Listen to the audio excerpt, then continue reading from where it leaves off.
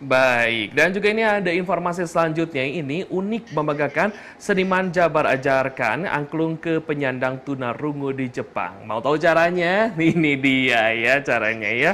Kedutaan Besar Republik Indonesia di Tokyo mendukung seniman asal Jawa Barat Ardian Sumarwan dalam mempromosikan dan mengajarkan angklung kepada para penyandang disabilitas di Jepang. Seniman angklung asal Bandung Ardian Sumarwan mengajarkan cara memainkan angklung untuk penyandang disabilitas di depan 250 dosen dan siswa jurusan seni musik di Universitas Gifu dan Universitas Chubu, Jepang, menurut keterangan KBRI Tokyo yang diterima di Jakarta.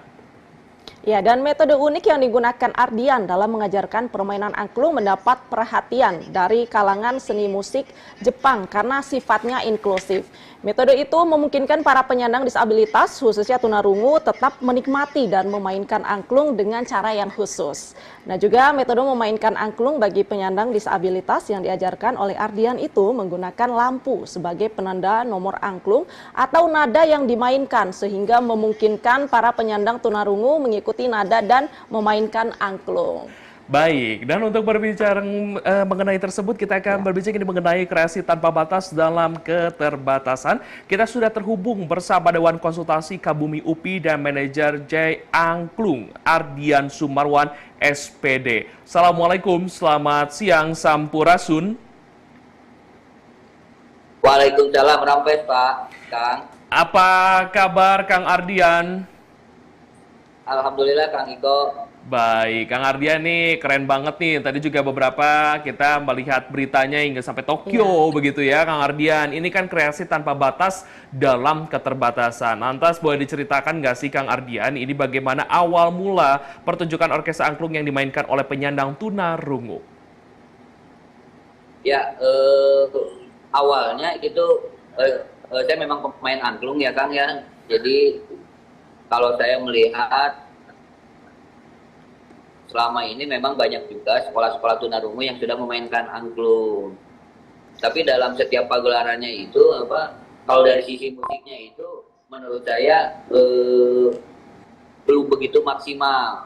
Karena kalau angklung itu suara angklung itu kan harus nyambung.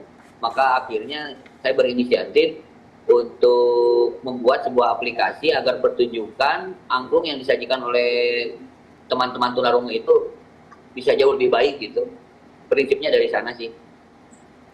Nah, ini proses latihannya sendiri seperti apa, Kang? Dan sepertinya mungkin akan ada hambatan tersendiri begitu ya untuk melatih teman-teman yang tunarungu dalam bermain angklung. Mungkin bisa diceritakan juga, Kang, bagaimana proses latihannya, Kang? Ya, kalau latihan itu kita udah mempersiapkan selama 3 bulan ya Teh ya. Dan memang masalahnya karena saya itu tidak paham dengan bahasa hand sign yang itu yang buat komunikasi. Jadi memang masalah saya itu di komunikasi. Jadi saat saya melatihkan angklung pada anak-anak tunarungu itu selalu menggunakan penerjemah dari guru yang bersangkutan dari sekolahnya. Ya, Kang tadi sempat disebutkan ada aplikasi begitu ya. Ini aplikasinya seperti apa? Apakah ini aplikasi yang digunakan untuk membantu proses latihan juga kah atau seperti apa, Kang?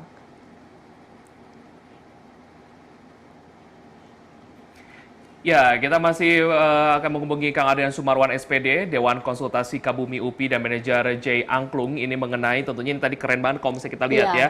Dan ini yang memainkan adalah tunarungu. Bahkan juga tentunya ini orang yang bisa dikatakan sempurna begitu ataupun juga yang lengkap begitu ya. Ini bisa kadang-kadang ada yang tidak bisa mainkan angklung begitu ya. Posisinya seperti apa? Lalu jangan kalau misalnya kita lihat kan ini dihadirkan begitu ya bagi kalau misalnya kita tadi membaca informasi di Tokyo itu banyak sekali cara ataupun metode yang unik dan juga menarik bahkan luar biasa begitu agar bisa memainkan angklung. Sempat penasaran ya ini gimana proses latihannya karena saya juga pernah nyobain main angklung. Ini tidak mudah, apalagi kita kan grup ya, akan ada banyak orang yang harus saling berkolaborasi, harus saling nyambung suaranya. Nah, ini tantangannya seperti apa kalau melatih teman-teman yang disabilitas dan nanti Saya juga penasaran, pengen melihat juga sih salah satu karyanya seperti apa begitu Nah, ya. penasaran kita berbincang kembali nih dengan Kang Ardian. Kang Ardian sudah terhubung kembali bersama kami, Kang Ardian. Halo Kak Ardian. Ya Kang Iko, Teh Iya, Fendi. nggak apa-apa Kang Ardian. Kita lanjutkan kembali. Kalau misalnya Iya, tadi kan ini kita juga melihat ini metodenya unik, menarik, bahkan inklusif begitu ya. Nah, iya. seperti apa sih sebenarnya metodenya, Kang? Bisa dijelaskan kembali, Kang? Ya, jadi kalau selama ini anak-anak tunarungu itu kan bermain angklung menggunakan hand sign ya, seperti yang suka dibiasakan di saung angklung ujo misalkan. Tapi saat kita menggunakan hand sign itu nada yang dipakainya itu terbatas Kang, biasanya hanya do bawah sampai do tinggi misalkan 1 oktav. Sampai akhirnya lagu yang dibawakannya juga terbatas. Nah, kalau kita menggunakan aplikasi ini, kita bisa membawakan lagu-lagu yang rentang nadanya itu lebar. Jadi dari G0 itu sampai G2 juga itu bisa dimainkan. Jadi kalau proses aplikasinya mudah sih kalau bermain dengan aplikasi ini. Kayaknya Teh Senti sama Kang Iko juga kalau sekali melihat itu saya jamin bisa langsung main juga. Wah, oh iya yang biasanya kita hand sign begitu ya. Iya. Nah, tapi ini ada metode yang unik dan juga yang menarik begitu. Bahkan jadi semuanya bisa bermain angklung ya. Iya. Dan Kang, ini saya penasaran juga teman-teman disabilitas yang tergabung dalam grup orkestra angklung ini, apakah harus ada seleksi atau mungkin keahlian khusus tertentu untuk bisa bergabung, Kang? Oke, jadi dengan menggunakan aplikasi yang saya buat jadi anak-anak tuh modalnya tuh hanya perlu konsentrasi saja. Jadi tidak perlu jago, tidak perlu apa. Jadi yang perlu tuh hanya konsentrasi saja. Sampai akhirnya mungkin ke depan dengan menggunakan aplikasi Galung ini, saya berencana membuat lomba. Lombanya itu adalah ketangkasan bermain angklung. Jadi harus tangkas, bermain galung itu harus tangkas. Bukan jago, tapi harus tangkas. Iya. Sebenarnya gimana tuh antara jago dan juga tangkas? Nah, gimana tuh tangkas dan juga jago tuh bagaimana perbedaannya, Kang? Jadi di dalam aplikasi ini kan ada garis ya Kang ya. Jadi nanti tuh ada seperti jatuh itu nada, itu mereka mempunyai warna sendiri, mempunyai tanda sendiri. Kalau misalkan nomor 1, oh warna saya mah warna hijau, udah aja hijau. Dia harus membunyikan tepat di garis ini. Nah makanya saya bilang ketepatan itu ketangkasan. Kalau nggak tangkas dia kelewat baru bunyi. Nah itu kurang bagus gitu. Oke, Kang Ardian saya sedikit potong itu ya, aplikasinya yang di belakang itu ya, menggunakan Infocus itu ya. Jadi ini ya, betul. penyandang disabilitas melihat begitu warna di depan dan mungkin saja kalau misalnya hand sign kan yang do, ketika saya do silakan do. Namun kalau untuk disabilitas ini melihat warna, ketika warna ungu Ya, betul begitu sekali. ya. Nah, warna ungu misalnya sol gitu ya, atau misalnya Betul. yang hijau fa, begitu ya Kang ya? Betul, betul. Oh, begitu. Baik. Jadi- Bagaimana sih Kang sebenarnya ini apa ya? Awal mula Akang membuat aplikasi ini seperti apa dan bagaimana daya dukung respon dari masyarakat ketika melihat orkes angklung yang dimainkan oleh rekan-rekan tunarungu? Jadi pada prinsipnya Kang, kalau kita bermain hand sign seperti yang di Saung Angklung Ujo, itu kita harus mempunyai keahlian sendiri Kang. Mhm. Jadi kalau Akang tidak bisa seperti ini, kita tidak bisa melatih dan tidak bisa jadi instruktur. Jadi saya bilang tidak semua orang bisa jadi instruktur angklung, tapi dengan menggunakan metode Galung, itu semua orang jadi bisa melatih Kang. Karena kerjanya itu hanya ngeplay saja, ngeplay aplikasi, langsung jalan. Iya, Kang, dan sejauh ini sudah pernah tampil di mana saja nih dari teman-teman kelompok disabilitas dari tim angklung ini, Kang? Dan bagaimana respon masyarakat sejauh ini, Kang?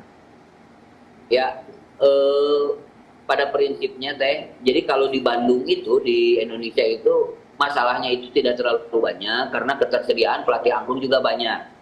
Jadi kalau aplikasi Galung ini, saya pernah workshop di Malaysia, dan di Jepang itu antusiasnya sangat tinggi. Karena di sana itu tidak ada pelatih angklung. Jadi antusiasnya sangat tinggi.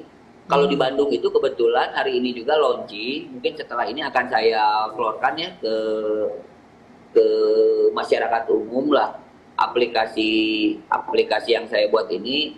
barangkali bisa dipakai juga oleh komunitas-komunitas yang lain juga, ya bisa menjadikan opsi mungkin lah. Baik, sejauh ini bagaimana respon masyarakat begitu ya? Sekali lagi respon masyarakat dan dukungan dari pemerintah seperti apa? Dan harapan dan juga cita-citanya seperti apa sih Kang bersama rekan-rekan Orkes Angklung yang dimainkan oleh rekan-rekan disabilitas ini? Kalau selama ini saya juga melakukan dengan komunitas ya Kang, melakukan dari komunitas itu memang apresiasinya yang sangat tinggi. Jadi mereka juga inovasi Galung ini menjadi solusi karena kalau saya itu konsennya di disabilitas, kalau untuk tunarungu itu kebetulan sampai saat ini belum ada metode yang bisa memainkan melodi seperti ini. Jadi di konser kali ini saya juga bicara bahwa ini adalah konser pertama di dunia di mana konser musik klasik itu dibawakan oleh anak-anak tunarungu. Kalau berkaitan dengan tanggapan masyarakat mungkin setelah ini ya Kang ya, karena ini juga si aplikasinya itu memang belum saya keluarkan ke masyarakat sebetulnya. Jadi kalau masyarakat umum itu saya masih belum dapat responnya, reaksinya seperti apa. Cuman dari kalangan pelatih, alhamdulillah saya mendapat dukungan yang sangat baik. Baik, semoga saja harapan dan juga cita-citanya tercapai dan juga ini tidak hanya berhenti sampai sini saja, namun juga bisa tidak Tokyo saja, namun di beberapa masyarakat lainnya. Terima kasih Kang Ardian Sumarwan SPD, Dewan Konsultasi Kabumi UPI dan juga Manajer Jaya Angklung. Sukses dan sehat, selamat siang. Wassalamualaikum warahmatullahi wabarakatuh dan sampurasun. Nun Kang. Waalaikumsalam. Sawang Sona. Dan informasi tadi menutup perjumpaan kita